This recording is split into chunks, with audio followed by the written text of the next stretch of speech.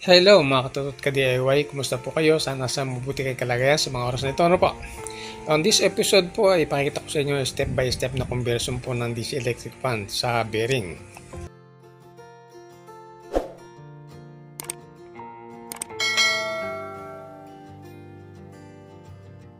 Alright, let's start the conversion. Step number 1. Obserbahan nyo po yung play ng ating shaft para malaman natin ang ating lalagay na washer. Napaka-importante po nito para malaman natin kung yung washer ay kakabit. Step number 2, alisin na po natin yung blade stopper guide pin. Excuse me po. At yung cover natin ng motor sa likod ng ating electric fan.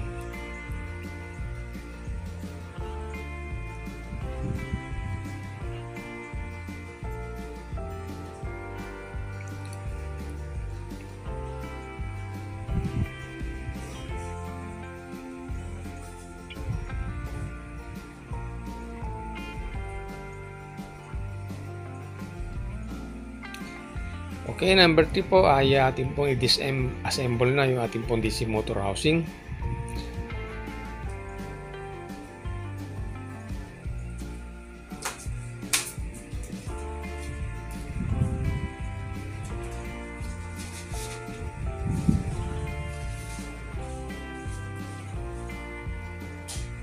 Dito lamang po sa side na ito tayo magdadagdag at magbabawas ng ating spacer.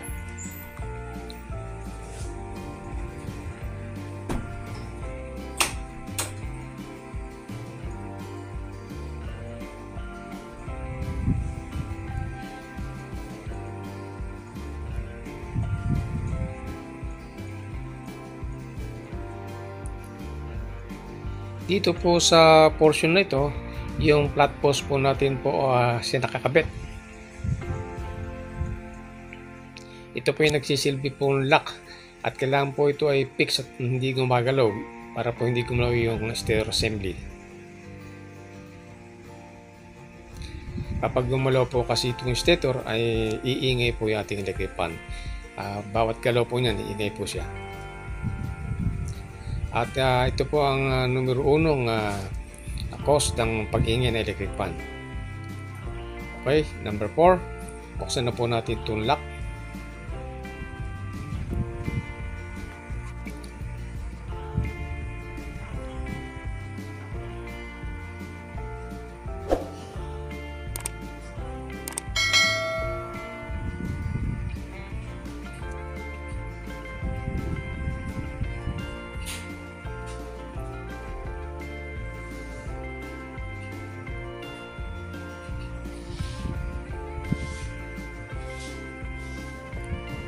Huwag nyo pong itutulak itong post, ano po, bababa po yan. Number 5, remove na po natin itong stator housing winding. Kailangan po meron po tayong safety caution po sa ibaba para po sa ating stator hindi ma-damage.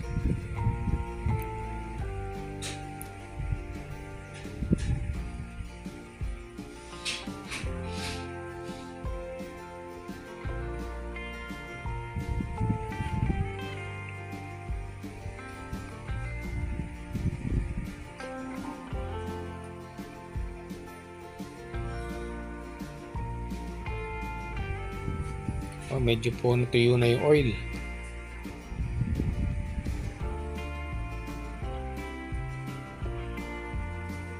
Number 6, remove na po natin itong sa likod na busing.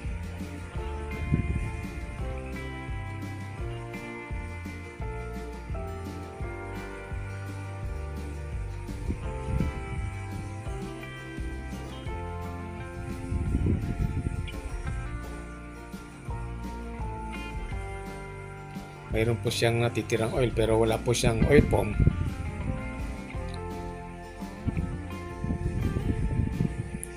Ito naman po, wala na pong oil. Napaka-prone po nyo sa stock problem. Ito po yung ating bushing 8x19x6mm. At ang ating bearing na 8x19x6mm din po.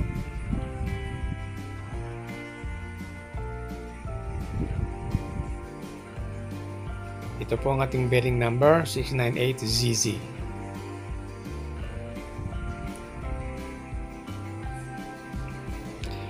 Inisin po muna natin itong dalawang cover bushing holes.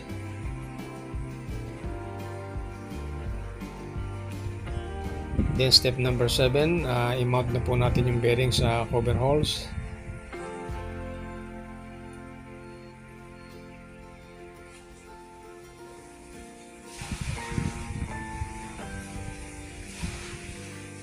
I-retain po natin yung washer dito sa bandang likod, hindi po natin gagalawin. At ibalik po natin yung dalawang manipis na washer dito po sa harapan at magdagdag tayo ng isang puting washer.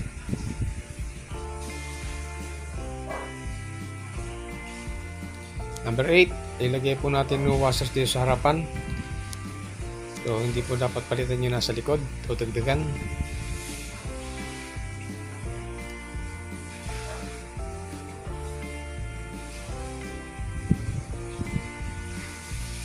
Medyo mahirap pong ipasok.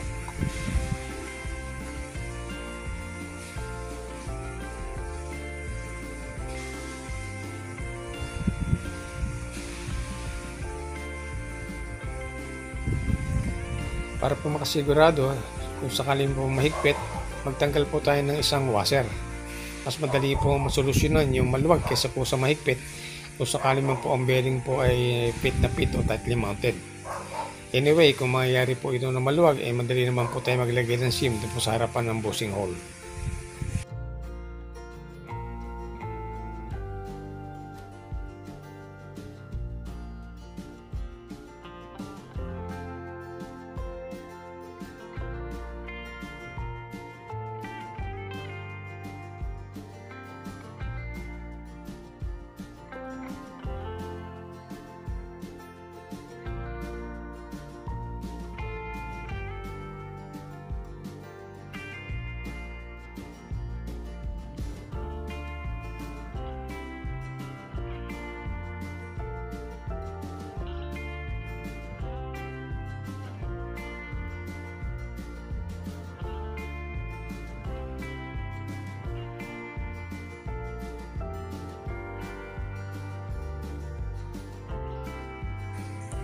Itong isang ito, walang problema.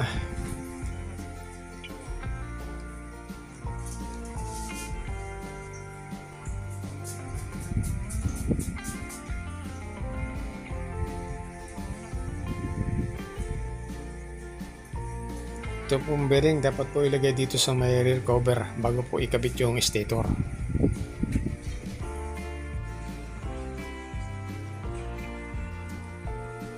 And step number 9 po ay set up po natin yung rear bearing po at yung stator assembly at hilahin po natin yung tatlong poste at lagyan po ng glue bawat isa.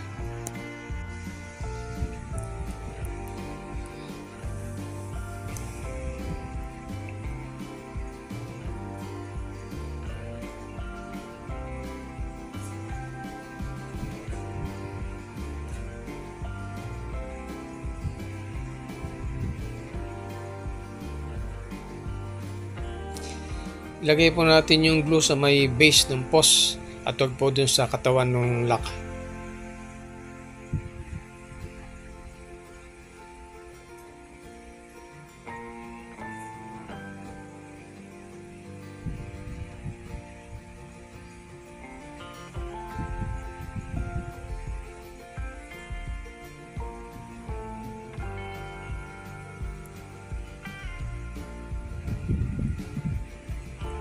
And then step number 10, install na po natin yung stator at saka rear motor cover na yung bearing yung nakakabit sa kanya.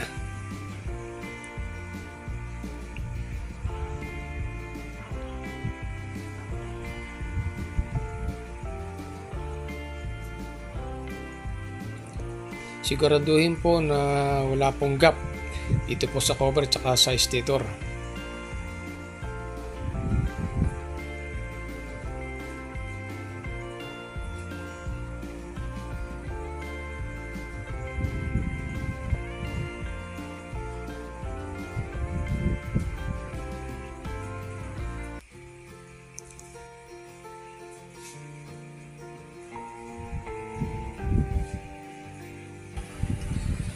number 11, i-lock na po natin ng dahan-dahan yung mga post na maingat.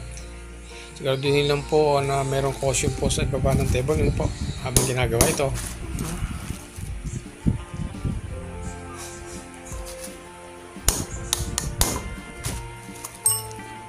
Yung lock po dapat po tightly fit po dun sa may cover.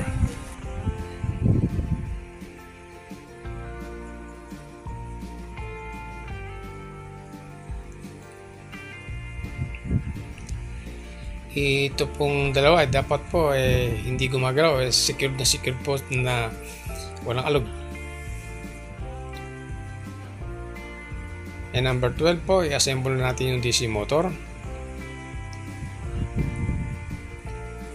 Itong portion po na to, meron po siyang konting gap.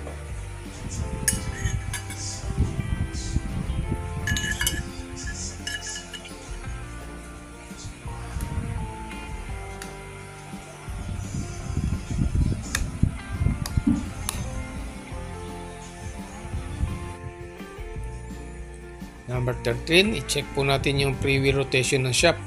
I-adjust po natin kung medyo po bigat.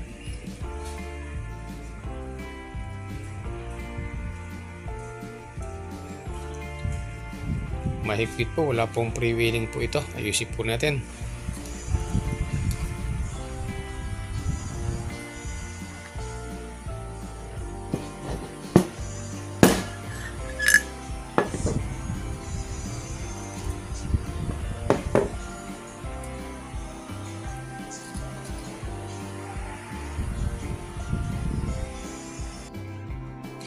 Sa kaso pong ito ay magbawas po tayo ng isang washer, yung po manipis. So itira po natin yung isang makapal na white na washer.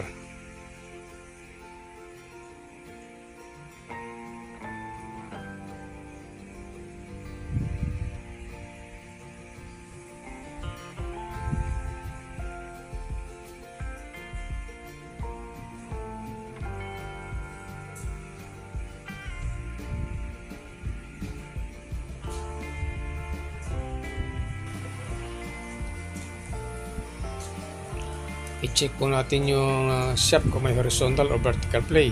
Dapat po wala. At yung freewheel rotation po ng shaft, dapat po meron siya po yung freewheel.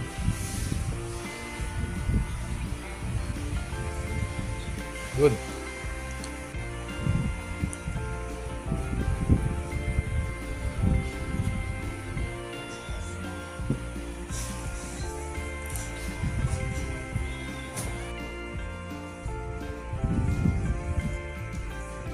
Step number 44, lock na natin yung rear DC motor cover.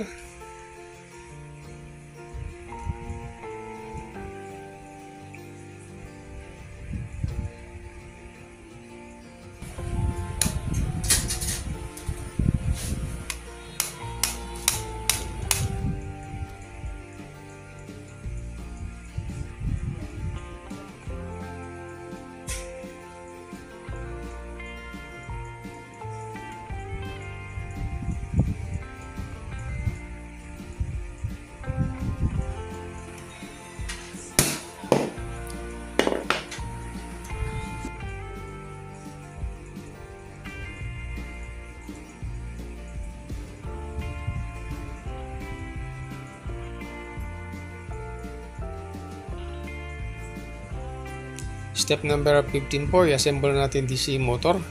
At gumawa po tayo ng dry run, obserbahan natin kung mayroon po tayong abnormality.